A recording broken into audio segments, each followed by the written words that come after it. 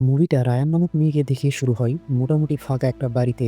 সে একাই বসবাস করে আর রায়ান খুবই কনফিউজড যে সে মানুষদের সাথে কিভাবে আচরণ করবে, মানুষদের সাথে সে ইন্টারাক্ট কিভাবে করবে, মানে কিভাবে কথা বলবে তাদের সাথে। সে নিজের বাড়িতে তাদের গ্রামের একটা ডায়রামা বানিয়েছে। ওই হয় না ছোট ছোট পুতুল দিয়ে মিনিয়েচার বানানো, সে পেশায় একজন দর্জি। ছোটখাটো কিছু ড্রেস বানিয়ে নিজের জন্য উপার্জন করে, তারপর আর কি ভালো মতন সাজগোজ করে বাড়ি ছেড়ে বেরোতে যাবে। ঠিক সেই মুহূর্তে বাড়ির উঠোনের সামনে সে অদ্ভুত একটা চিহ্ন লক্ষ্য করতে পারে। আর রায়ান সেই স্থানটাকে তো জল দিয়ে পরিষ্কার করে দেয়। মনে হচ্ছিল সেই স্থানটা ড্রাই হয়ে গেছিল, মানে শুকিয়ে গেছিল। রায়ান চলেছে তার নিজের হাতের বানানো সেই কাপড়গুলোকে তার কাস্টমারের কাছে ডেলিভারি দিতে। তবে যেমনটা বললাম, এই মেয়েটা একটু অদ্ভুত। কোনো মানুষ তার সাথে কথা বলে না। আমরা লক্ষ্য করতে পারি যে রায়ান একটা ছেলেকে তার হাতের ইশারায় হাই বলে, কিন্তু সেই ছেলেটি তাকে বিন্দুমাত্রও পাত্তা দেয় না।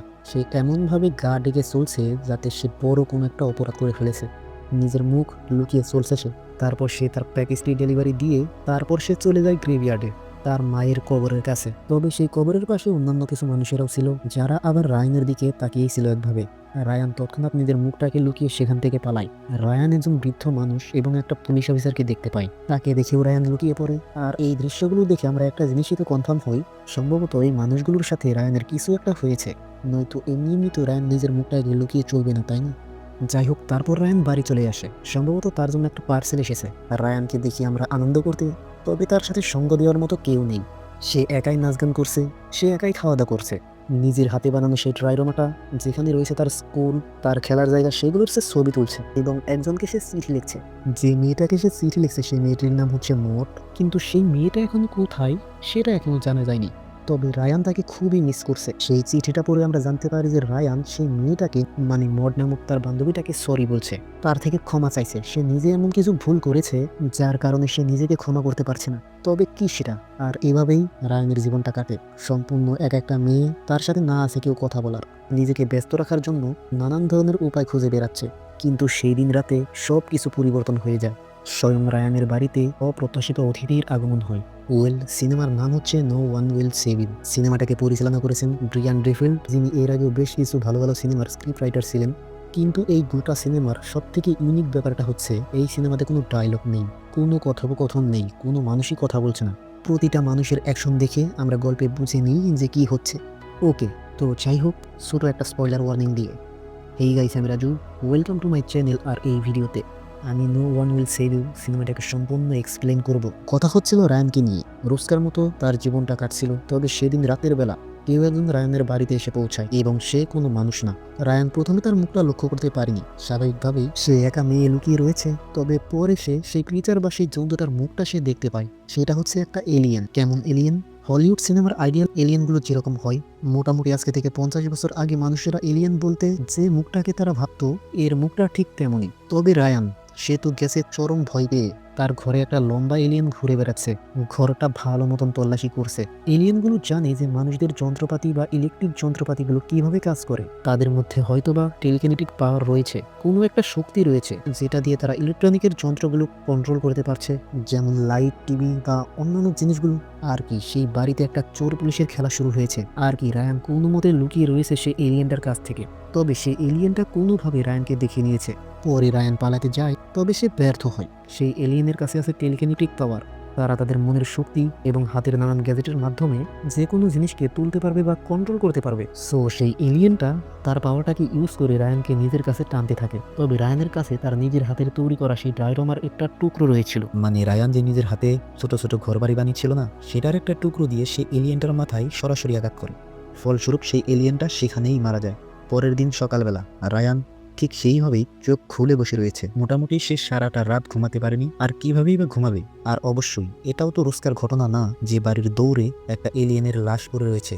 রায়ানের প্রথম কাজ হচ্ছে মানুষদের সাহায্যের জন্য ফোন করা, কিন্তু ফোনের কানেকশন নেই, মানে বিদ্যুৎ নেই। সে যে গাড়ি নিয়ে পালাবে সে গাড়িও চালু হচ্ছে না। হয়তো সেই এলিয়েনটা বা এলিয়েনগুলো সম্পূর্ণ ইলেকট্রিসিটি কাট করে দিয়েছে তার বাড়ির। আর রায়ান তারপর একটু ফ্রেশ হয়ে ভালো কাপড় পরে সাইকেল নিয়ে বেরিয়ে পড়ে সিটির উদ্দেশ্যে। তার যাত্রা পথে সে লক্ষ্য করতে পারে যে তার ছোট্ট গ্রামে সব মানুষেরাই উধাও এবং সেখানে ঘাসের মধ্যে চাকার মতন ছোট ছোট চিহ্ন রয়েছে, যেগুলো অবভিয়াসলি সেই এলিয়েনগুলোর কারণে হয়েছে।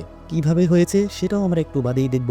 সো রায়ান শহরে গিয়ে পৌঁছায়, পুলিশ স্টেশনে গিয়ে পৌঁছায়। তবে সে তার সামনেই তার বেস্ট ফ্রেন্ড মডের মাকে দেখতে পায় এবং তার সাথে ছিল পুলিশ চিফ। সেই বৃদ্ধ মহিলাটি রায়ানের মুখের উপর থুতু ফেলে এবং সেখান থেকে চলে যায়। এর থেকে অবশ্যই বোঝা যায় যে রায়ানের সাথে সম্ভবত কিছু একটা হয়েছে।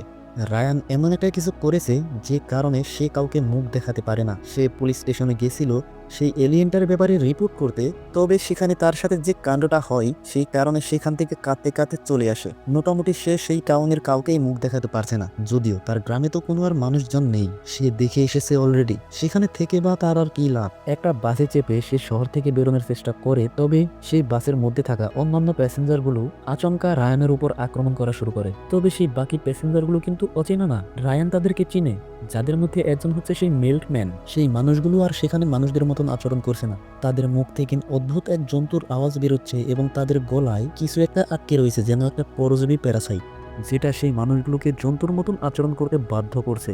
যাই হোক, সেই মেল্টম্যান রায়ানকে ধরার চেষ্টা করে, তবে রায়ান কোনো মতে তার জীবনটাকে বাঁচিয়ে সেই বাসের থেকে পালায়। সামনেই ছিল একটা কবরস্থান, সেই স্থানে রায়ানের বেস্ট ফ্রেন্ড অর্থাৎ মটকে সেখানে কবর দেওয়া হয়েছিল। ইয়েস, তার প্রিয় বন্ধু মট মারা গিয়েছে, কিন্তু কিভাবে সেটা এখনও জানা বাকি রয়েছে।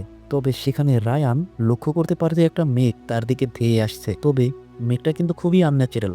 অবশ্যই এটা তো কোনো মেঘ না, বরং বৃহৎ একটা এলিয়েনদের স্পেসশিপ। কিন্তু সেই স্পেসশিপটা একটা না, বরং অনেকগুলো বৃহৎ স্পেসশিপ সেই টাউনটার দিকে ধেয়ে আসছে। রায়ান এখন কোথায় পালাবে? সেই টাউনের মানুষগুলো তারাও ইনফেক্টেড হয়ে গেছে এবং তারা জন্তু জানোয়ারের মতো আচরণ করছে, এবং তার প্রতিবেশী তারাও আকাশের দিকে হাত বাড়িয়ে অদ্ভুত আচরণ করছে। কিন্তু সেখানে রায়ান, সে বুঝে গেছে যে সে ফেঁসে গিয়েছে। আর অবশ্যই সে একটা এলিয়েনকে হত্যা করেছে। এখন তো সেই এলিয়েনের পরিবারের লোকজন বা তার বন্ধু বান্ধব তো সেখানে আসবেই। রায়ান লক্ষ্য করতে পারে যে সেই মৃত এলিয়েনের মুখ থেকে কিছু একটা বেরিয়ে সরাসরি জঙ্গলের দিকে চলে যায়। কি গেছে সেটা এখনো জানা যায়নি, তবে একটা বৃহৎ স্পেসশিপ রায়ানের বাড়ির উপর এসে দাঁড়িয়েছে। রায়ান তার ঘরের দরজা জানলা সবকিছু তো সিল তো করে দিয়েছিল, তবে সেখানে কোনো লাভের লাভ হয় না। আমরা লক্ষ্য করতে পারি যে রায়ানের ঘরে ব্লু কালারের একটা আলো চলে আসে, সেই আলোটার মধ্য দিয়ে সেই মৃত এলিয়েনের বডিটা ভেসে ভেসে বাইরে চলে যায় এবং একটা ছোট এলিয়েনকে পাঠানো হয়েছে এবার রায়ানকে ধরার জন্য। তারপর আবার সেই বাড়িতে লুকোচুরি শুরু হয়, মানে চোর পুলিশের খেলা। রায়ান সেখানে বহুবার লুকানোর চেষ্টা করছে, তবে সেই এলিয়েনটা প্রত্যেকবারই রায়ানকে ধরে ফেলছে। সে যদি সরাসরি রায়ানকে হত্যা করার চেষ্টা করতো তবে করতে পারতো, কিন্তু সেটা সে করছে না। রায়ানের হাতে সেই এলিয়েনটা একটা ছবি দেখতে পায়। সেই এলিয়েনটা সেই ছবিটা মন দিয়ে দেখে। ছবিতে ছিল রায়ান এবং তার বেস্ট ফ্রেন্ড মডের ছোটবেলার ছবি। সম্ভবত সেই এলিয়েনটা রায়ানকে বোঝার চেষ্টা করছে, মানে তাকে জানার চেষ্টা করছে।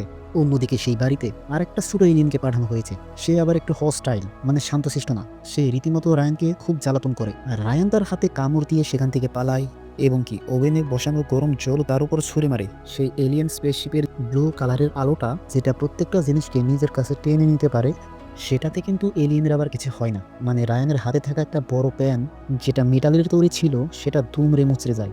বাট স্টিল রায়ান সাহসের সাথে সেই ছোট এলিয়েনটার সাথে ফেস করে এবং অবশেষে সে তাকে হত্যা করে সেখান থেকে পালায়। তবে সেখানে তো আর একটা এলিয়েন নেই, অনেক ধরনের এলিয়েন রয়েছে।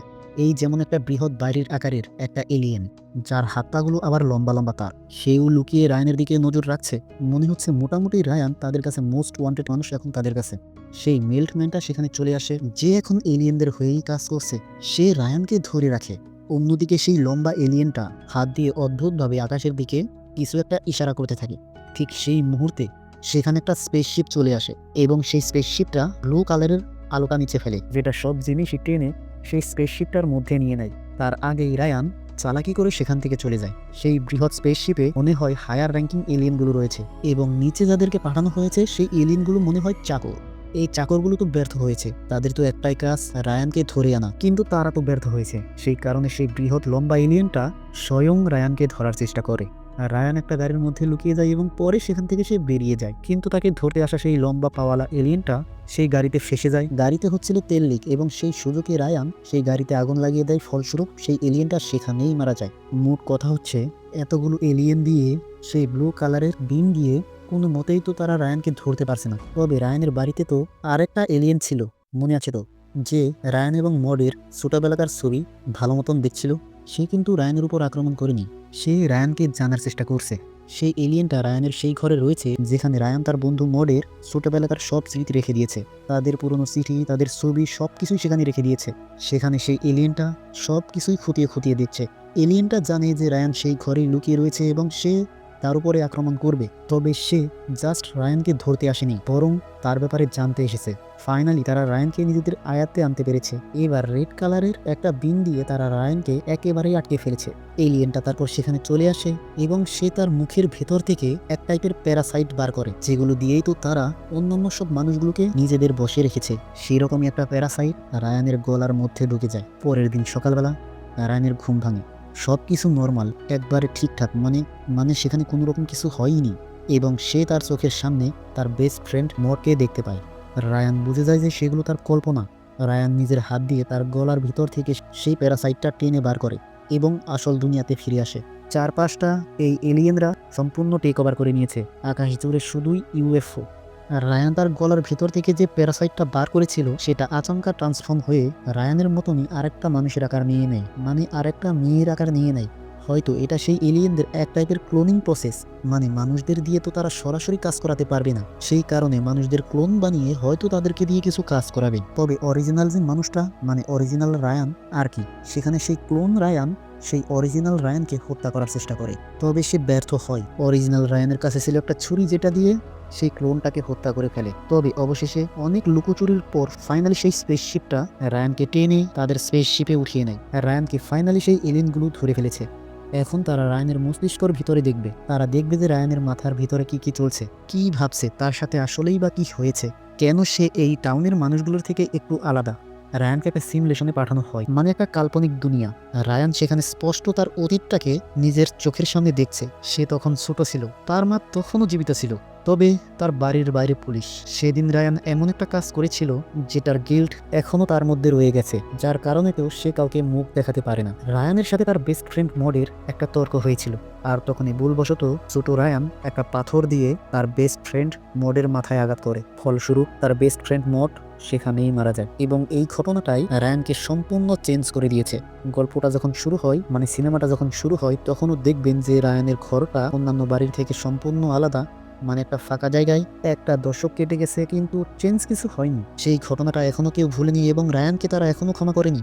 যেখানে রায়ান কিন্তু প্রতিটা দিনই সাফার করছে, সে নিজের কষ্টটা পাচ্ছে, সে নিজের ভুলটা বুঝতে পেরেছে, তার সত্ত্বেও কেউ তার সাথে কথা বলে না। সেই এলিয়েনগুলো রায়ানকে সম্পূর্ণভাবে জেনে গিয়েছে। তাকে সম্পূর্ণ এক্সামিন করার পর তারা নিজেদের মধ্যে আলোচনা শুরু করে যে রায়ানের সাথে এখন তারা কি করবে। তারা রায়ানকে কিছুই করে না, জাস্ট ছেড়ে দেয় রায়ানকে নিজের মতন। রায়ানকে পুনরায় তার নিজের স্থানে পাঠিয়ে দেওয়া হয়। পরের দিন সকালবেলা সুন্দর একটা আবহাওয়া। রায়ান একেবারেই ফ্রেশ, প্রতিদিনের মতো সম্পূর্ণ এনার্জি নিয়ে তার নিজের দিনটাকে শুরু করছে। কিন্তু এবার তার সাথে কথা বলার জন্য প্রচুর মানুষ রয়েছে। প্রতিটা মানুষ রায়ানকে হাই হ্যালোতে রিপ্লাই করছে। মোটামুটি প্রায় এক দশক ধরে রায়ান যে স্বপ্নটা দেখেছিল সেটা এখন ফাইনালি সত্যিতে পরিণত হয়েছে। এখন সে গল্প করতে পারবে, আনন্দ করতে পারবে, নাচ গানও করতে পারবে। আফটার অল সে নিজেকে ক্ষমা করতে পারবে। কিন্তু মানুষেরা রায়ানকে কি এত তাড়াতাড়ি ক্ষমা করে দিতে পারলো? অবশ্যই না। সেখানে তো আর কোনো মানুষদের অস্তিত্বই নেই।